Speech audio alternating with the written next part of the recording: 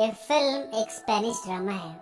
Spanish में इस film का नाम है एल एर्बोल डी ला साग्रे। इस फिल्म को डायरेक्ट किया था जूलियो मेडेमे ने। राइटिंग का काम भी उन्होंने ही किया था। फिल्म के IMDb रेटिंग की बात करें तो 6.4, जो कि काफ़ी अच्छी है। इसकी कहानी थोड़ी उलझी हुई है, पर फिर भी शुरू करते हैं इसे समझना। एक कहानी है मार्क और रेबेका की। दोनों आज रेबेका के ग्रैंड पेरेंट के फार्म हाउस पर पहुंचे हैं अपनी रेड BMW में। दोनों ने आपस में डील की है कि वे मिलेंगे और अपने डिफरेंसेस को सॉल्व करेंगे इस वीकेंड पर। और साथ में उन्होंने ये भी फैसला किया कि वो अपने अपने पेरेंट्स की कहानी को भी लिखेंगे। यहाँ पहुंचकर इन्होंने इस फार्म हाउस के फर्नीचर पर से उन कपड़ों को हटाया जो कि ढके हुए थे। रेबेका ने अपना लैपटॉप खोला और मार्क से कहा, अब अपनी अपनी कहानी शुरू करते हैं लिखना। वो लिखती रहेगी और सबसे पहले मार्क अपनी कहानी बयां करेगा। इसके बाद कहानी जाती है फ्लैशबैक में। 1991 में गर्मियों का दौर चल रहा है। मार्क की माँ नूरिया घर पर ही थी जब उनके पेरेंट्स को कार एक्सीडेंट में मारा गया। अब ये एक्सीडेंट कैसे हुआ, क्यों हुआ, ये हमें आगे पता चलेगा। इसके बाद कहानी और भी फ्लैशबैक में जाती है, जहाँ पर एक खूबसूरत यंग लेडी नूरिया दिमित्री से मिलती है। दिमित्री एक जॉर्जियन है। दोनों मिलने के बाद आपस में आकर्षित हुए और 2 बार इंटीमेट हुए, पर धीरे धीरे नूरिया दिमित्री को डिसलाइक करने लगी। इसके पहले कि वो तीसरी बार इंटीमेट होते, नूरिया से मिलने एक BMW कार में ओल्मो आया। वो नूरिया से मिला और उसने कहा, मैं तुम्हारे पिता का ड्राइवर भी था और बॉडीगार्ड भी। साथ में उसने ये भी बताया कि नूरिया के पिता को जॉर्जियन माफिया के द्वारा मारा गया था। उसने आगे भी कहा, तुम्हें तुरंत अपने इस फैमिली हाउस को छोड़ देना चाहिए और कोस्टा ग्रांडे पहुंचना चाहिए और अगले 10 साल तक वापस मत आना, वरना तुम्हारी जान को खतरा है। और मैं उसे ड्राइव करता हुआ ले गया और रास्ते में उसने एक बीच पर रोका। यहाँ दोनों स्विमिंग करने लगे। समंदर में जब ये साथ में थे तब दोनों ने आपस में लव मेकिंग की। नूरिया जब पानी के अंदर ही थी तभी ओल्मो उसे यहाँ छोड़कर चला गया और साथ में उसने अपनी कार भी यहीं छोड़ दी। यहाँ पर मार्क ने अपनी कहानी बतानी बंद कर दी और अब रेबेका की बारी है। रेबेका की कहानी भी 1991 के समर से ही शुरू होती है। उसकी माँ मैकेरेना एक पंक सिंगर थी। पंक एक तरह का लाउड म्यूजिक होता है जो 70s और 80s में बहुत पॉपुलर हुआ था। इसमें सिंगर्स तेज आवाज में दूसरों को ऑफेंड करने के लिए गाते हैं। मैकेरेना अपनी सिंगिंग की वजह से ला माका के नाम से फेमस हुई थी। उसके बायोलॉजिकल पिता कौन थे ये अभी तक कुछ नहीं पता। फ्लैशबैक में ये दिखाया जाता है कि मैकेरेना पंक क्लब के स्टेज पर थी और वो उसमें प्रेग्नेंट थी। बाद में रेबेका मर रही थी पर डॉक्टर्स ने उसके चेस्ट को 2 बार काटा, तब जाके वो बची। पर ये पूरा मामला क्या है हमें आगे पता चलेगा।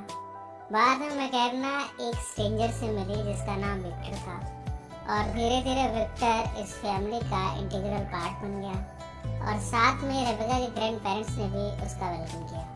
पर तुरंत ही मैकेरेना को अजीब अजीब सी आवाज़ें सुनाई देने लगी। वो इन आवाज़ों से डर गई और उसने सुसाइड कमिट कर लिया और इस तरह विक्टर रेबेका का प्राइमरी पेरेंट बन गया। अब कहानी इसके भी फ्लैशबैक में जाती है। दौर चल रहा है 1939 का। ये वो दौर है जब स्पेन में वॉर का समय चल रहा था। जेसिटो और जूलिएटा को स्पेन से रशिया भेजा गया है ताकि उनकी जान बच सके। बाद में रशिया में इन दोनों ने आपस में शादी कर ली और KGB के एजेंट्स बन गए। ये KGB क्या है हमें आगे पता चलेगा। बाद में इनके बेटे हुए विक्टर और ओल्मो, दोनों रशिया में ही पले बढ़े। इस दौरान जब बर्लिन की दीवार गिरी तब दोनों भाई वापस स्पेन में मूविंग कर गए। ये पहुंचे वहाँ जहाँ पर मार्क की माँ का होम टाउन था। यहीं पर ओल्मो ने मार्क के ग्रैंडफादर के लिए काम करना शुरू किया था। ओल्मो के ड्राइवर बनने के बाद उसके बारे में कुछ पता नहीं चला विक्टर और ओल्मो के पेरेंट्स जेसिटो और जूलिएटा ने स्पेन के सिटी डेनिया में एक एक्सपेंसिव विला खरीदा। मार्क की मां नूरिया एक एडिटर बन गई। मार्क को याद आ रहा है कि उसकी मां कितनी एक्साइटेड हुई थी अमाया की मैन्युस्क्रिप्ट पढ़ के। नूरिया और अमाया साथ में मिलते रहे। धीरे धीरे इन दोनों ने आपस में रिश्ता बना लिया और दोनों ने लव मेकिंग करनी भी शुरू कर दी। कुछ दिनों के बाद एक साथ दोनों ओशन में दिखे लव मेकिंग करते हुए। कुछ समय के बाद ओल्मो, जो कि अपनी जिंदगी बदलना चाहता था, वापस अमाया से मिलने मैड्रिड में आया। बाद में हमें दोनों एक साथ लव मेकिंग करते हुए दिखाए जाते हैं उसी फैमिली हाउस में जहां मार्क और रेबेका अभी पहुंचे हुए हैं, और साथ ही वे भी उसी रेड कलर के BMW में पहुंचे थे। रेबेका जब 8 साल की थी तब उसने अपनी माँ को विजिट करना शुरू किया। उसकी माँ ने उसे बताया वो अक्सर एक बच्चे की आवाज़ सुनती है जो कि हमेशा उनसे कंप्लेन करता है कि वो उसकी माँ नहीं है।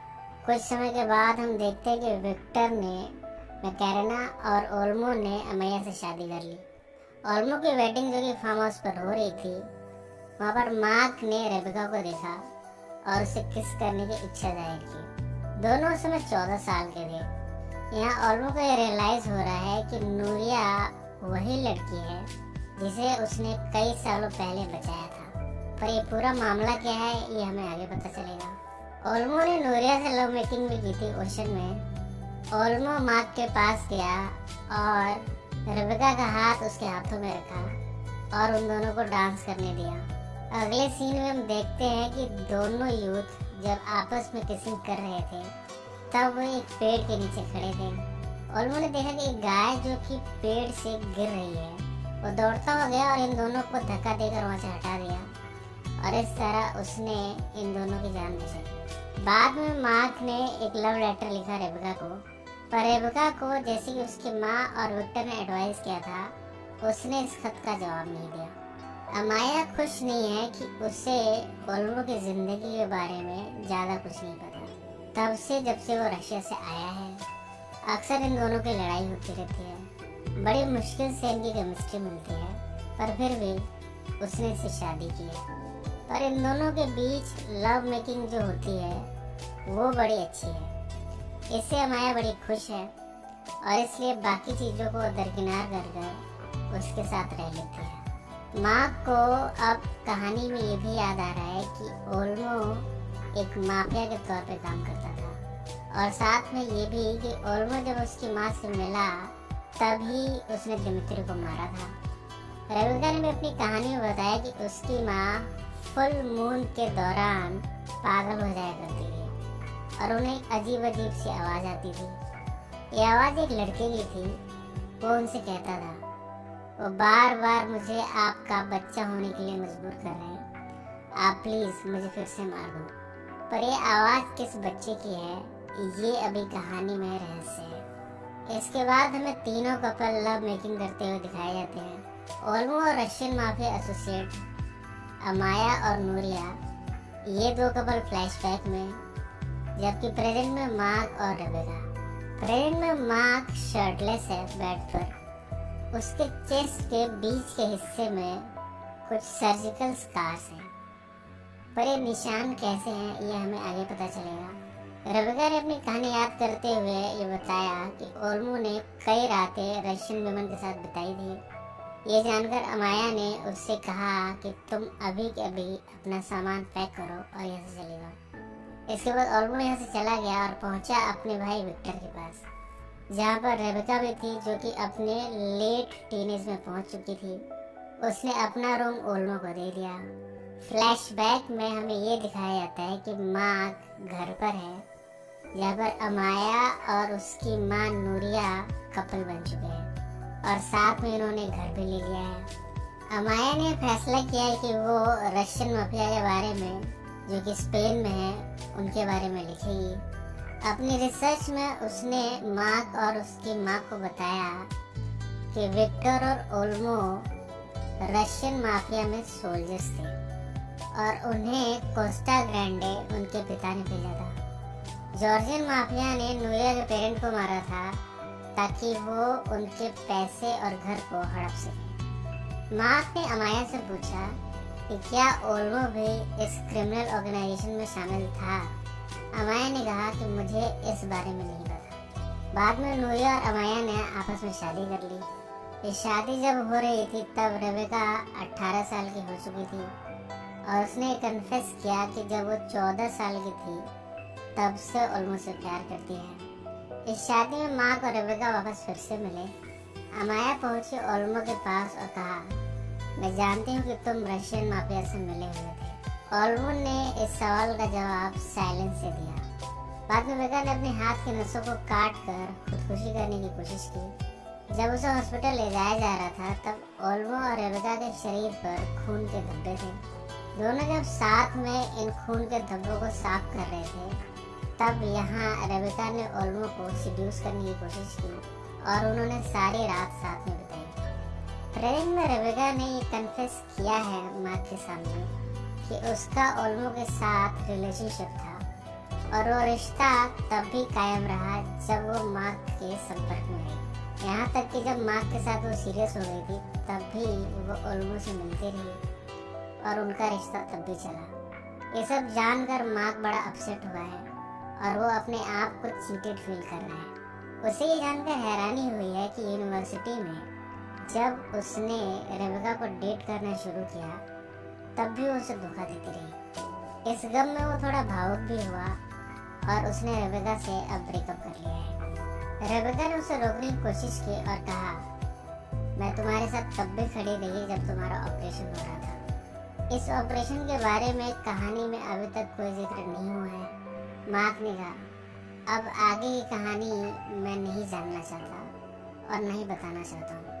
अगर हमने इस तरह कहानियाँ बताई तो हम आपस में ही एक दूसरे को मार डालेंगे और अब मैं इस स्टोरी टेलिंग का पार्ट नहीं बनना चाहता। इसके बाद मार्क ड्राइव करता हुआ पहुंचा अमाया के पास। यहाँ उसकी यंग सिस्टर भी है, जियान। मार्क की माँ बड़ी अपसेट है इस समय। रेबेका भी घर पहुंच गई है बेका और विक्टर के पास। यहाँ ओल्मो नहीं है फिलहाल। बाद में रेबेका, उसकी माँ और विक्टर ट्रैवल करके वापस जा रहे हैं विक्टर के पेरेंट के विला में रहने के लिए। यहाँ वो देखते हैं कि विक्टर के पेरेंट्स यहाँ पर नहीं है। यहाँ रेबेका ने विक्टर से कहा, मैं इस बात की गारंटी दे सकती हूँ कि तुम्हारे पिता का इलीगल बिजनेस था। वो न सिर्फ इलीगल धंधे करते थे बल्कि ड्रग ट्रैफिकिंग, ऑर्गन्स ट्रैफिकिंग और कॉन्ट्रैक्ट किलिंग में भी उनका काम था। विक्टर इस समय साइलेंट था, उसने कुछ नहीं कहा। मार्क से अमाया ने बताया है कि जब रेबेका बच्ची थी तब उसके ग्रैंडफादर ने किसी को पैसे दिए थे एक लड़के को ढूंढने के लिए जो कि स्लम में रहता था। उसके ऑर्गन्स लेकर मल्टीपल ट्रांसप्लांट किए गए थे रेबेका को जिंदा रखने के लिए। और यहाँ जो मैं फिल्म के स्टार्टिंग में दिखाया गया था कि रेबेका के चेस्ट पर डॉक्टर्स ने कट किए थे, वो इसी ट्रांसप्लांट का हिस्सा था। इतना सब जान लेने के बाद रेबेका और मार्क ने ऑनलाइन कम्युनिकेट किया और अब वो वापस से एग्री हो गए हैं अपनी इस कहानी पर काम करने के लिए। इसके बाद रेबेका ने अपनी कहानी बतानी शुरू की और कहा, 3 साल पहले मैंने तुम्हारे साथ जो ट्रिप कैंसिल की थी पायरनिस के लिए, एक्चुअली मैं ओल्मो को मैड्रिड में मिलने गई थी, पर जब मैं वहाँ पहुँची तब ओल्मो और मेरे स्टेप फादर के बीच में एक टेरिबल फाइट हो रही थी। इसके बाद हम फिल्म में देखते हैं कि रेबेका और ओल्मो ड्राइव करते हुए पायरनिस को जा रहे हैं। मार्क और उसकी माँ और साथ में अमाया भी ड्राइव करते हुए वहीं जा रहे हैं। रेबेका की माँ मैकेडना को भी अपने पेरेंट्स के साथ उसी डायरेक्शन में ड्राइव करना था, पर उन्होंने घर पे रुकने का फैसला किया था। इसकी वजह थी विक्टर की इंजरी जो उसके भाई के साथ लड़ाई की वजह से हुई थी। मार्क ने रेबेका को अपनी माँ के कार से कॉल किया। उसे पता ही नहीं था कि वो भी पायरनिस को ही ड्राइव कर रहे हैं।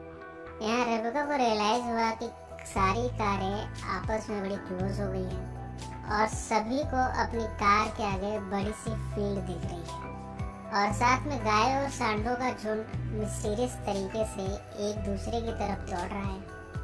अचानक से हम देखते हैं कि ओल्मो की रेड BMW फील्ड के दूसरी तरफ है, जबकि माँ के मदर की ब्लू कार फील्ड के दूसरी तरफ। बेका के पेरेंट की ग्रीन कार विजिबल है रोड पर, जो कि रेड BMW से थोड़ी सी आगे थी। इतने में एक कार एग्रेसिवली माँ के मदर की कार को ओवरटेक करती है। माँ की मॉम ने इस समय अपनी गाड़ी से कंट्रोल खो दिया। कार कई बार रोल ओवर करती हुई फील्ड में जाकर गिर जाती है। यहाँ हमें गायों का झुंड दौड़ता हुआ आता दिखता है। इनमें से एक गाय मैकेना के पेरेंट की कार से टकरा जाती है। रेबेका और ओल्मो वहीं रुक जाते हैं। रेबेका और एम्बुलेंस वर्कर एक साथ दौड़ते हुए माँ की कार के पास पहुँचते हैं। ओल्मो दौड़ता हुआ मैकेना के पेरेंट्स की कार के पास पहुंचा। उसने देखा कि मैकेना की मदर को एक सांड ने अपनी सींग से लहूलुहान कर दिया है। नूरिया को जब स्ट्रेचर पर ले जाया जा रहा था, तब उसने रेबेका से एक सीक्रेट डिस्क्लोज किया। उसने कहा ओल्मो ही माँ का पिता है। रेबेका और ओल्मो ड्राइव करते हुए हॉस्पिटल पहुंचे। यहाँ माँ के सर्जरी की तैयारी की जा रही है। डॉक्टर्स ने रेबेका को बताया कि माँ को मल्टीपल ऑर्गन ट्रांसप्लांट की ज़रूरत है, जो कि इस समय अवेलेबल नहीं है और माँ के पास सिर्फ कुछ ही घंटे हैं। यहाँ रेबेका ने ओल्मो से सीक्रेट डिस्क्लोज कर दिया कि वो ही माँ का असली पिता है। ओल्मो का ब्लड ग्रुप भी सेम है जो कि माँ का है। इसके बाद ओल्मो काफ़ी इमोशनल हुआ और उसने कहा मैं माँ के लिए ये करूँगा। इसके बाद ओल्मो हॉस्पिटल के कॉरिडोर में तेजी से दौड़ा और जानबूझकर अपने आप को दीवार से टकरा दिया। ऐसा करके उसने अपनी गर्दन तोड़ ली और इस तरह उसके ऑर्गन डोनेट करने से माँ बची। अगले सीन में मेंडोजा विला पर सीनियर मेंडोजा को एक फ़ोन आया है। इसके बाद उन्होंने फ़ोन का रिसीवर रख दिया, एक हैंडगन उठाया। पहले तो उन्होंने अपनी वाइफ को मारा और फिर खुद को।